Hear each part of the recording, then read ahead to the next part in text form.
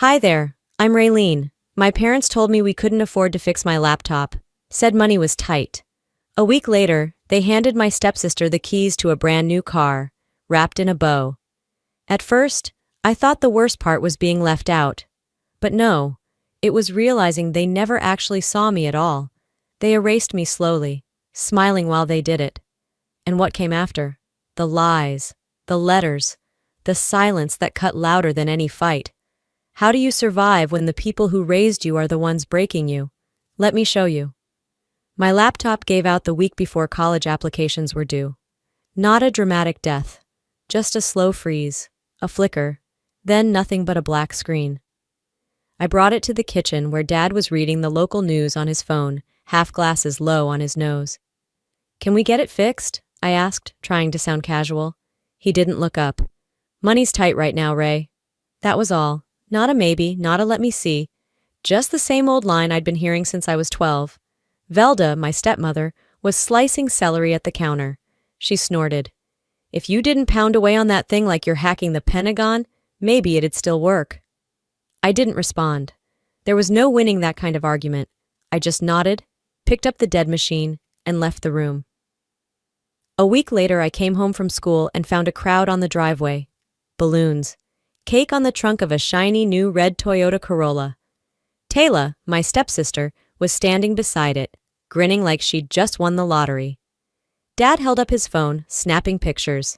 Velda beamed beside him like it was her own birthday. She's been such a help around the house, Velda said to one of the neighbors. We thought she deserved something special. I stood on the front steps and watched as they posed with the car. No one noticed me. Not once did anyone ask me to join the photo, or even say hello. That night, after the house went quiet, I climbed under the covers in my room and pulled my broken laptop out from under the bed. I pressed the power button. Once, twice, a dozen times. Nothing. Downstairs, Taylor's keys jingled as she came in late. I heard her laugh, light, effortless, like nothing had ever gone wrong in her life. I sat in the dark, fingers frozen over the keyboard, and whispered, "You really bought her a damn car." I wasn't angry the way people think. I wasn't even jealous. What I felt was something colder. I wasn't poor. I was irrelevant. I stopped asking for things after that night. Something in me folded shut, like a page turned down too hard. 2 weeks later, I noticed a printed flyer taped to the fridge. Taylor's name was bold across the top. Join us to celebrate her acceptance. Beneath it, an RSVP number and directions to a restaurant downtown. My name wasn't mentioned. There was no verbal invite, no casual, "Hey, are you coming?" That Friday night, I came home to laughter, the kind that carries through walls and stings on contact. Plates clinked. Someone played pop music on a phone speaker. From the front door, I saw them through the archway. Velda in a silk blouse, Dad in his only blazer, Taylor glowing in a new dress. Even the pastor's wife from church was there, sipping wine at the table like she belonged more than I did. I reached for a granola bar from the pantry, peeled it quietly, and climbed the stairs without a word. The next morning, I needed a folder from the guest room closet. Velda was out running errands. Taylor wasn't home. I opened the door and spotted it right away, an unopened apple box tucked behind a stack of hoodies. I pulled it slightly forward, enough to see the sticker, MacBook Air 13. Space gray. The door creaked. Taylor stepped in. She didn't flinch. "Oh, it's for my college apps. Mom said I earned it." She said it like it was a toothbrush, like it meant nothing. I didn't reply, just nodded and left the room. That night, I sat on the stairs outside my room. I didn't want to go in. The house hummed around me, TV murmuring downstairs, Velda yelling something about dish soap, Taylor laughing again, always laughing. I stared at my phone, no texts, no missed calls, just the faint glow of the lock screen. A thought came, uninvited but honest. Would they even notice if I left? I didn't pack a bag. I didn't slam any doors. I just stopped trying. If they wanted silence, I'd give them exactly what they taught me. Quiet compliance. A few days passed. I still hadn't touched the old laptop again, but my English teacher had assigned a midterm project that needed to be submitted online. I waited until the house was empty and brought the machine into the kitchen, hoping the outlet by the microwave might spark some life into it. The screen flickered, buzzed faintly, then cut to black. I tried again. Same result. I sat on the floor, legs curled under me, staring at a reflection of myself in the dead glass. My fingers hovered, then dropped. No tears came. I wasn't surprised, just defeated in a way that didn't even feel new. The last time something like this happened, I was 16, sitting in the back row of English class with a busted school Chromebook that wouldn't charge. I was too embarrassed to tell anyone, but Mrs. Haviland noticed. She always did. After class, she handed me a padded sleeve with an old laptop inside. "It's not fancy," she said, smiling gently, "but it works. Just return it when you're done." No questions, no lecture, no pity, just a simple offer, like kindness didn't need a reason. That laptop got me through a whole semester. I never forgot that. I was pulled out of the memory by Velda's voice behind me. "You're still using that charity case? Jesus, you and your mom, always acting like the world owes you something." I didn't flinch, didn't even turn around. She kept walking. That moment didn't hurt the way her words usually did. It was something else, a signal, like the last flicker before a light dies, not because it's broken, but because it's about to be replaced. I looked back at the blank screen. For the first time, I didn't see failure. I saw fuel. By February, the air in the house felt thinner. Not colder, just emptier. Like the silence had stopped pretending to be polite. I came home from school one afternoon to find a pale pink envelope on my desk. Velda's handwriting, unmistakable. Tight, dramatic cursive like she thought she was signing fan mail. I opened it with a finger pressed to the corner, careful not to tear. The note inside was short, but it carried the weight of someone trying to rewrite history. "We always did our best with what we had. You're becoming just like your mother. Bitterness will eat you if you let it." No signature, just a smear of perfume on the paper that made my stomach turn. I folded it slowly, neatly, and slid it back into the envelope like you'd return something that doesn't belong to you. Later that night, my phone buzzed. Dad. I stared at the name for a long time before answering. His voice came through flat, like he'd practiced what to say but forgot how to feel it. "Hey kiddo, I know things haven't been easy lately. Velda, she lost her job. Rent's overdue. Things are tough right now." I said nothing, let him trail off. He tried again. "I just thought maybe you'd understand what it's like. You know, hard times." I finally spoke. "Yeah, I do. Like when I needed a laptop to finish school, and you said no, then turned around and bought Taylor a car." He went quiet. I could hear the faint static of his breath. "I'm not angry," I said. "I'm clear." I hung up before he could respond. Then I turned off my ringer, folded the blanket over my legs, and sat back on my bed, feeling more grounded than I had in months. I didn't expect anything else from them. Not a call, not another apology. I had closed the door, quietly, firmly. But then the letters came.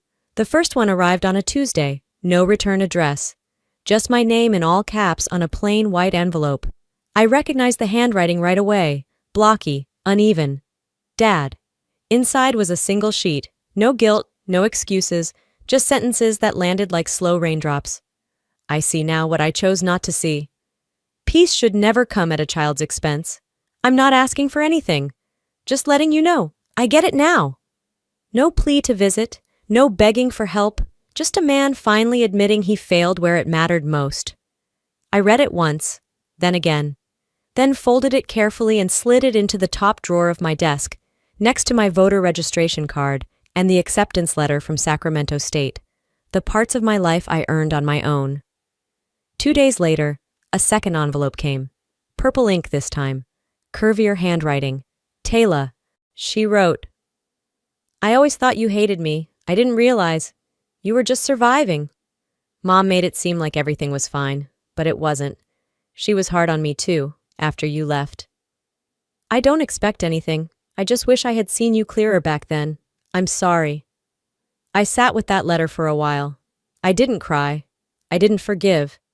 But something inside me loosened, like a knot untying after years of being yanked tighter. I didn't write back. Not out of spite, but because I didn't need to. I tucked her note into the same drawer, closed it gently, These letters didn't fix anything, but they named things. And sometimes, that's the beginning of healing. Just having your pain finally spoken out loud. They are part of my story, but not my future. It started with a notebook and a question. What if no kid had to feel invisible just because they couldn't afford a machine? I didn't tell anyone. I just opened my laptop, yes, still the same one from high school, and began typing. I launched the Digital Access Fund with a short post. I once missed a college application deadline because I had no working laptop. No one helped, so now I help. No names, no revenge, just truth that burned hot enough to move. Within 2 weeks, local donations came in. Then someone shared it on Twitter. A teacher messaged. A stranger sent $50. A small business offered 10 refurbished Chromebooks. It snowballed. The first shipment went to a youth shelter in Johntown. 30 laptops, packed with quiet precision. No press release, no ribbon cutting. Just a small card slipped inside each box. For the kid who thinks no one sees them, I do. I didn't attend the drop-off. Didn't need to. But one particular delivery mattered more than the others. The final box in the stack went to the community center at the edge of Wendell's neighborhood. The woman who ran the center, I'd spoken to her months before when I started scouting shelters. She remembered me. I never told her my story, but she knew. Later, she told a group gathered during distribution, "These came from someone who used to stay up all night on a broken laptop." Wendell was there. She said he didn't ask questions, just stared at the box. Maybe he recognized my handwriting on the tag. Or maybe he didn't. I didn't care either way. I wasn't chasing approval anymore. I wasn't hoping someone would say sorry again. I was busy building something better. 2 weeks passed in silence before my cousin Aaron sent me a screenshot. No message, no emoji, not even a "look at this," just the image. But she didn't need to say anything. I knew what silence meant in our family. It was a language of its own. The post was from Velda. Of course it was Velda. She'd gone and tagged nearly every relative we shared, people I hadn't heard from in years, and a few I hoped never to again. Her caption was short, venom packed into every word. She's trying to humiliate us. She's always wanted to be the victim. Now she's turned it into a career. Below were the usual suspects, aunts chiming in, saying things like, "So sad, but not surprised," or "There's always more to the story." Neighbors weighing in like they'd been keeping tabs. Old family friends talking about the girl who always had a chip on her shoulder. No one tagged me directly. They didn't have to. I didn't comment. I didn't defend myself. I didn't send a follow-up message to Aaron, and I sure as hell didn't text Velda. Instead, I did what I've learned to do when things get loud. I stayed quiet. I didn't even delete the messages that poured into my inbox afterward. I just saved them. A folder marked "Proof," just in case. That night, I logged onto the fundraiser page. I stared at the screen for a long time, not sure what I wanted to say. I ended up writing one sentence.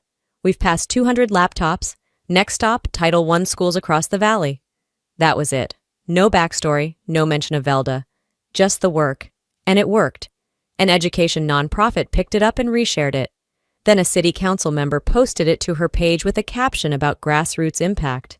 I watched the shares climb. I watched the comments come in, this time different ones. Teachers, parents, volunteers, strangers mostly, but kind ones.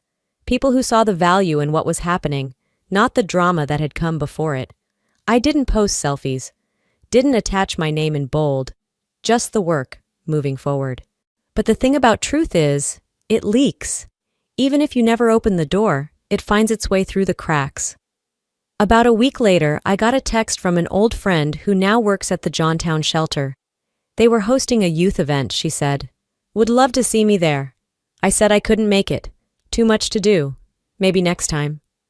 Still, I clicked on the live stream that evening, just to see how it was going. Near the end, one of the staff members stood up to say a few words. He was young, maybe mid-30s, wore his exhaustion like a badge, and then he said this. "A young woman who used to stay here. She made sure none of our kids would miss a deadline again. Because of her, they've got laptops, Wi-Fi, tech support. Because of her, no one here falls through the cracks." There was a beat of silence after that. And then the camera panned just slightly, capturing the crowd from the side. That's when I saw him. Wendell, My father. Seated in the back, alone, hands folded, shoulders squared like he was bracing for impact. Someone beside him leaned in and asked softly, "That was your daughter?" He nodded. Didn't speak. And honestly, he didn't need to. Some battles don't play out in courtrooms or family group chats. Some wars aren't won by shouting louder. Some victories happen in silence, in the choices we make, in the work we do, in staying upright when every voice says sit down. After the stream ended, I shut my laptop, sat there for a moment, letting the stillness settle.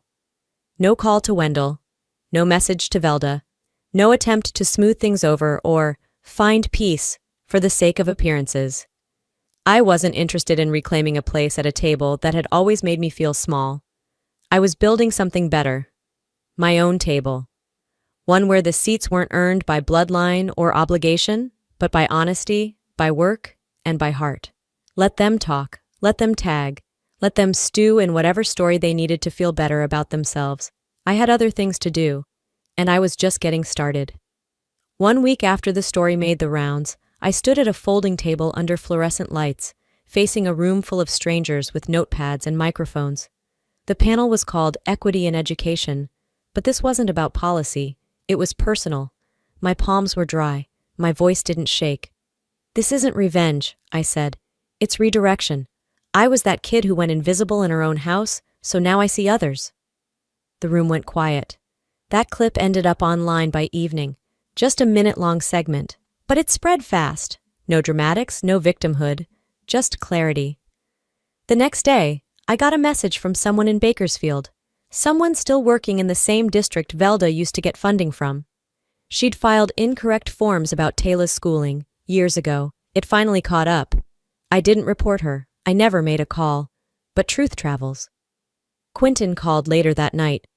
"Did you have anything to do with this?" I told him plainly, "No, but I'm not sorry." I didn't gloat. I didn't celebrate. Some wins feel less like fireworks and more like a door finally closing softly behind you.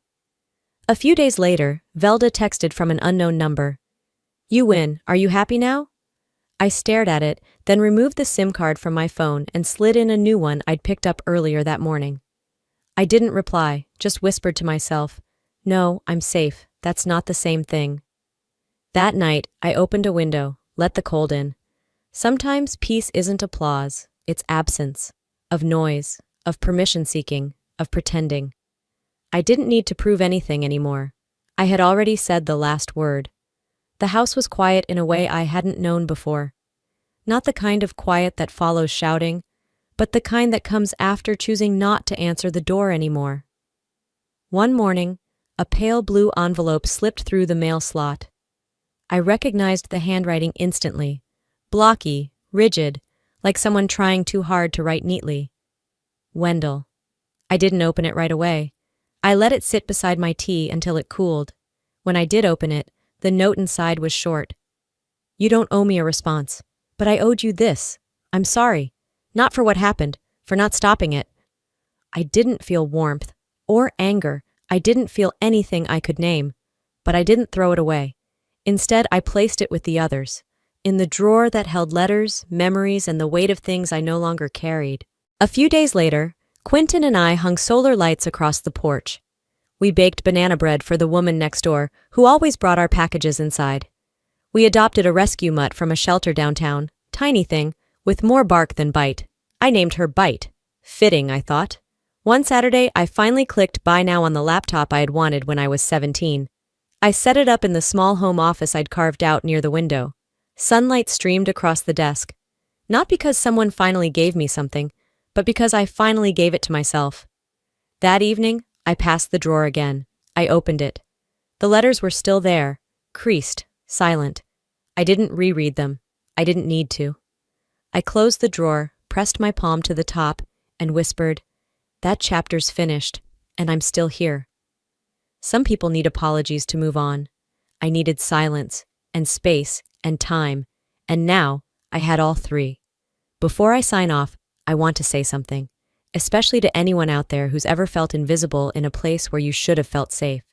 If you've ever had to shrink yourself to keep the peace, or been told you were too much, too sensitive, or simply not enough, I see you. If you've ever walked into a room and felt like a ghost in your own family or like your voice didn't matter, you are not alone. And more importantly, you are not broken. You are not invisible. You are not unworthy. And the love or support you didn't get, that's not a reflection of your value. It's a reflection of their limits, not yours. What matters now is what you choose to build. After the silence, after the heartbreak, after the disappointments no one ever apologized for.